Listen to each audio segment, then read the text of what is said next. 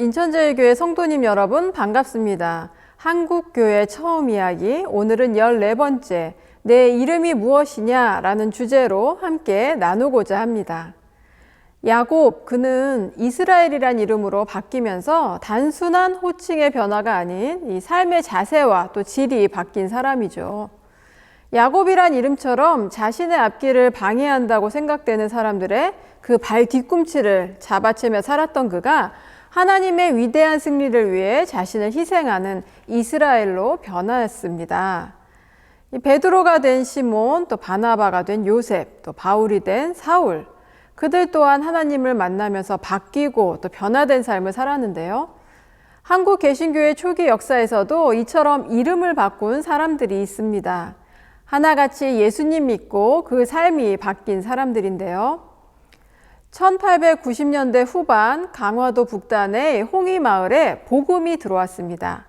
그 마을 훈장으로 있던 박능일이 먼저 복음을 받아들이고 서당을 예배당으로 삼아 교회를 시작하자 그 마을 사람들은 훈장님 말씀 따라 예수님을 믿기 시작했습니다.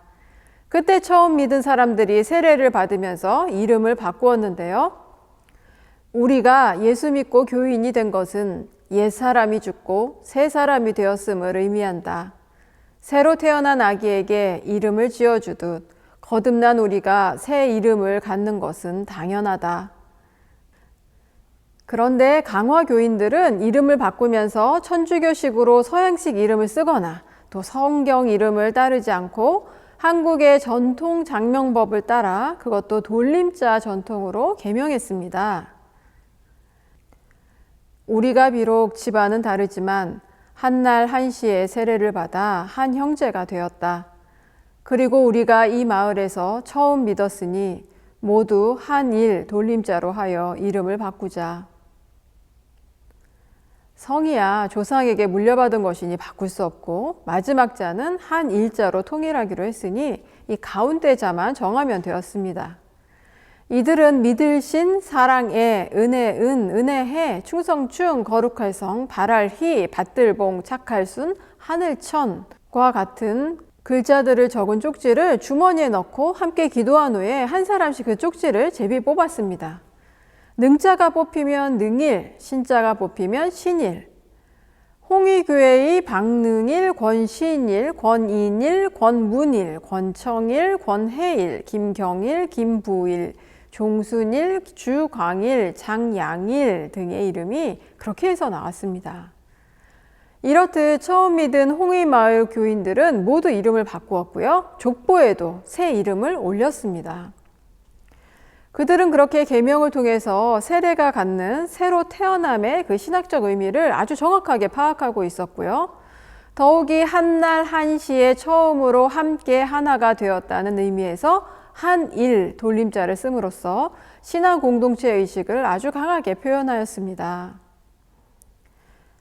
세례를 받고 이름을 바꾼 이 홍의교회 교인들은요, 초대교회의 이름 바꾼 사도들처럼 복음 전도자로 나섰습니다. 권신일은 아들 권해일과 함께 강화 북쪽 교동섬과 또 지금의 성모도인 송가섬으로 가서 복음을 전했고요. 마을 부자인 종순일은 개인 재산을 처분하여 교회에 헌납한 후에 강화 남쪽 길상 땅으로 가서 복음을 전했습니다. 홍의마을에서 처음 예수님 믿고 서당을 교회로 꾸몄던 박능일은 강화읍으로 가서 복음을 전했습니다. 이들의 노력으로 복음은 강화 전역으로 급속히 퍼져나갔고 복음과 함께 계명하는 것도 강화 전 지역으로 확산되었습니다. 강화 초기 역사에서 이 60여 명의 일자 돌림 교인들을 발견할 수 있습니다. 또 강화 북쪽 교동섬에서는요, 신자 돌림 교인들이 있었는데요. 이는 교동에 처음 복음을 전해준 권신일의 이름 가운데 자를 빌린 것으로 보입니다. 이처럼 강화 교인들은 일자 혹은 신자 돌림으로 계명함으로 자신들의 변화된 삶과 신앙을 아주 공개적으로 당당하게 밝혔습니다. 그런데 우리 성도님들 짐작하셨겠지만 복잡한 문제가 생겼겠죠? 같은 집안의 아버지와 아들 또 삼촌과 조카가 같은 날 세례를 받고 예외 없이 세례를 받으면 같은 돌림자로 이름을 바꾸었습니다. 그 결과 부자간, 숙질간에 같은 돌림자를 쓰게 되었는데요. 이 믿지 않는 사람들로서는 이해할 수 없는 현상이죠. 전통적으로 돌림자는 친족 간의 촌수와 또 학렬을 알려주는 단서였기 때문입니다. 상하 간의 서열이 분명해서 윗대 돌림자를 아랫대에서 쓸 수 없었는데 그 질서가 교회에서 깨진 것입니다. 하지만 이 부분에 대한 교인들의 의식은 분명했습니다. 우리가 세속적으로는 부자간, 숙질간이라 할지라도 신앙적으로는 하나님의 같은 자녀일 뿐이다. 우리는 육적인 질서를 좇기보다는 영적 질서를 좇기로 했다. 이런 강화 교인들을 보고 믿지 않는 사람들은 검정개라고 이렇게 손가락질을 했습니다. 검다는 표현은 실용성을 중시한 교인들이 흰 옷을 벗고 검게 물들인 옷을 입고 다녔기 때문에 붙여진 것이고요. 개라는 표현은 학렬을 무시하고 같은 돌림자를 쓰는 것 때문에 붙여진 것입니다. 당시의 생각에 아비와 자식이 같은 돌림자를 쓰는 것은 폐륜에 가까운 파격이었기 때문입니다. 그런데 바로 이 부분에서 한국 초기 교인들의 토착한 내용과 의미를 읽을 수 있습니다. 강화 교인들은 예수님 믿은 기념으로 계명하면서 서구 기독교의 세례명 전통을 받아들이되 서양식 이름을 빌려오지 않았고요.